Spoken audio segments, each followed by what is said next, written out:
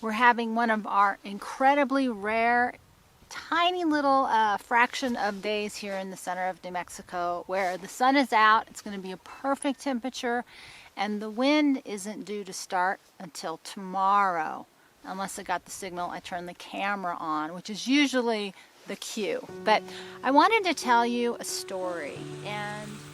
And when you see a farmer that loves, we talked about loving the land, Yeah. but when you see them love the animals and the land together, you see how everything is taken care of because there's that connection to it.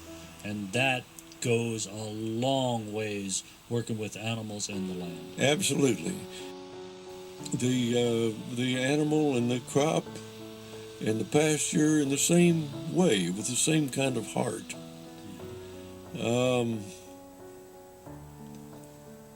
And you, that keeps your motive intact across the whole spectrum of the work and the living creatures that you're working with. So there's delight. So I wanted to tell you a story, and I can't tell it all in this little tiny video because it's been a process for me in the last 8 years that I have wandered the desert Southwest, but really looking for farms and ranches and a rural lifestyle without really knowing what I was looking for. But a few days ago I watched a film called Look and See, and it's a portrait of a farmer slash poet slash writer named Wendell Berry. And some of you may be familiar with his work, but he lives off of his land, but he also talks about his life and this kind of life as a culture, not just as a job. And his words are both poetic and prophetic. And what he was talking about in the early 70s and 60s, the world he grew up with, has come to pass, and the concerns he had then are the concerns that many more of us have now, but it's still not reflected in a large enough context. And he makes that point, it's not reflected in a culture, it's still as a product. How do we get food to eat? How do we farm to make money? And what does that have to do with anything that we talk about here? And the essence of his message is the essence of what I've been trying to create as a structure, because we both got the same lesson, that the value in life is the connection to life, the connection to self, the connection to God, the connection to nature, and the connection to each other. And he does such a good job talking about it. And while the movie is available to screen on Netflix, it's not available anywhere else. So in addition to that, I'm putting in the links, a link to a podcast where he's talking about his area with two other farmers. They really give you the same information. It goes from past to present. And the reason I'm telling you the story today is I've been thinking about this a long time because it's a beautiful, beautiful film. But I walked away from, after watching it, with the same feeling I've had from so much of my interaction with what feel like really important experiences to view, to watch, to listen. And he doesn't like film. He believes it's too small. He wouldn't even let himself be filmed for most of the movie. But the walk away for me was it's not enough to create a visual and visceral experience on film, especially, you know, with a topic that's this important, because it inspires you to want to take action, but you don't know what to do. And we've devolved into this, you know, isolated world, and we're in the process of, while being overwhelmed with information, especially visual stimuli, we're in a moment in time where we're probably going to lose it. We're going to have censorship and the loss of a lot of the content that's been generated. And so much of the content that's generated is just empty noise. Can you hear the dog drinking water? So I've been thinking about this idea for a long time, and I've gone through lots of different incarnations over the last years, but I haven't been ready to launch it as a formal idea. And I think place in this world where it's really hard for people to have a discussion. They don't like people who disagree with them. They don't know how to listen. They don't know how to ask questions. And they don't know how to make it constructive. And at the same time, nothing changes until we learn to speak to each other again. So I came up with the idea of modeling it, after campfire stories, in addition to book clubs, is a way to take action, a way to actually move ideas into action beyond information. Because information alone isn't enough. It just doesn't do anything. Knowing things means zero if you're not doing anything. Is to use movies and films and videos as a starting point to have a discussion. And, my hope was to use this Look and See kind of as the launch film, but it's expensive to rent it or to buy it as a special viewing, and not everybody has Netflix. If you do, you could use it. But I'm linking another film in this process, and I'm laying this out as a blog page, so you can just click on over to 18 Crossroad, where you'll find all this material. And it's a documentary about Holtzville, which is a town in Alabama that used the high school and agriculture as the building block for their community. And it was this amazing, amazing integration of all the community people and ideas and business and living a good life. And they talk about how hard it was and the resistance to change and how they fight among each other in order, to make it come true, and all the things that we're not willing to do. And he talks about it in the podcast also, Wendell Berry does, about how we've lost that love, and the love is what connects you to the motivation. And that to me is always the thing I struggle with. How do people get motivated? And we are motivated by two primary impulses: what we're afraid of and what we don't want, and what we love and what we do want. And the essence of everything I'm trying to do is to reconnect us to ourselves,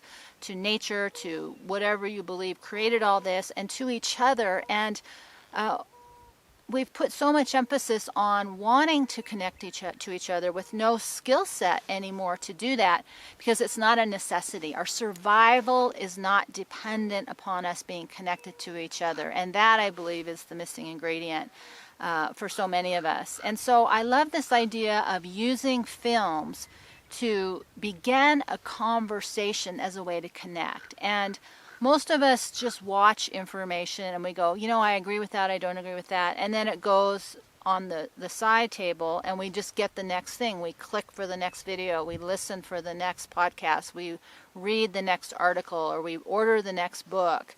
But there's never any action on any of the ideas. And there's this idea that somebody should take care of it. And so I think there's two things I want to say about that. One, there is no somebody. There's just what we decide to do.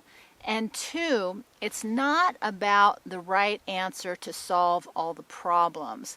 It's about the process of engaging in life regardless of the outcomes. And that, I think, is one of the bigger missing ingredients too in this big formula, is we're focused on outcomes, like I want to farm this land or I want food, instead of looking at it as a process and investing ourselves in the process. And that, my friends, is how we connect. We don't connect with objects that we have no investment in. We don't connect with people that we don't have shared experiences with. We have a perception of a connection, and I believe there's great longing for connection, but we need a structure to find a way to reconnect. And I like this idea of circles of whiskey and fire. If you can visualize putting a projector out under the stars with a campfire and hot cocoa or coffee or a little bit of whiskey, or a potluck meal where you share some time together, you watch the film, and then you really talk about it at a practical level, not just abstractions of philosophy. And there's a place for that, but we're moving towards a time where we're going to be more responsible for each other at a local level. There is going to be nobody to come in and rescue you, and the biggest need is our ability to connect to each other.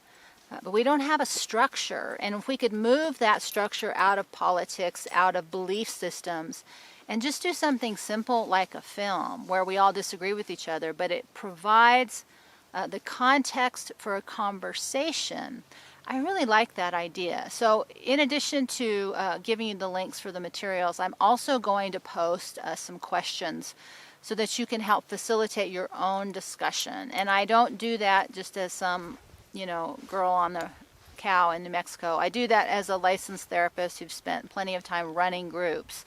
That sometimes it helps to have questions when things get a little stuck, and sometimes it helps to have a little structure when things get a little heated. So I'm going to post all this in one place for you, and I'm planting this first seed, this first idea, in the hopes that those who really want to do the work, those who really want to engage with this world in a productive way, in a purposeful way, in a meaningful way, you have to take the lead. There is nobody that's coming to do this for you. So this is for the few people who want to really step up and step into this life, because real connection takes effort, and it takes being local. It takes people that you're going to see more than once. It takes continuation, continuity. It takes a lot of things that this online world can't offer. And so let's take the best of online, which is an infinite access to information, and let's bring it back home and take it outside to each other, and form your own circle of whiskey and fire, whatever you want to call it. And that's how things change, because it's not about what you want to change things into. It is about what kind of life you want to lead. And I can tell you with all my heart and with 100% certainty, from personal and professional, a long time working with people, people crave connection. And it can't be all romantic connection. We crave connection. And nobody's going to come in and do that for us. We have to decide that that's something that we want to initiate and be part of. And I think that one of the simplest things we could do is get 6 to 8 people together in a small group, watch a film that has some meaning to it, and have a conversation. It all starts within yourself, and then with that idea is the next action. So I'm offering this to you as an action you can take, not to change the world, not to change yourself, but to connect with it, because I believe that is really what we're craving. So if it makes sense, I hope you'll follow the links below. With that, my friends, I will see you next time. Freedom! Good boy! Good boy! Good boy! Say goodbye.